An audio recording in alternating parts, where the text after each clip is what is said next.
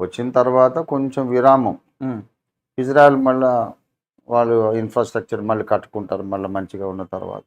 ఉమ్, అప్పుడు ఇంకా Russia, Germany, Iran, ఉమ్, Libya ఉమ్, వీళ్ళందరూ కలిసి ఇంకా కొన్ని దేశాలు కూడా చిన్న చిన్న అరబ్ రాజ్యాలు కూడా ఉమ్, కలిసి ఒక మహాసైన్యము ఇజ్రాయెల్ మీదకి దండెత్తి వస్తారు. అదే 38 అధ్యాయంలో చెప్పారు. ఉమ్, అప్పుడు దేవుడే దిగొచ్చి వీళ్ళందరినీ కూడా నాశనం చేస్తాడు. ఉమ్, అంటే దేవుడు అంటే కనబడి ఒక్కొక్కరిని కత్తితో పొడిచి కాదు. ఉమ్, ఉమ్, వడగండ్ల వాన, భూకంపము, ప్రళయమైన వాన, ఉమ్, వాళ్ళకు మెంటల్ వచ్చేసి ఒకరినొకరు చంపుకోవటం, ఉమ్, ఇవన్నీ దేవుని ఆయుధాలు. ఉమ్, ఇలా యుద్ధం చేస్తాడు దేవుడు. ఉమ్, ఆ, అందరూ శవాల కుప్పలే పడిపోతారు.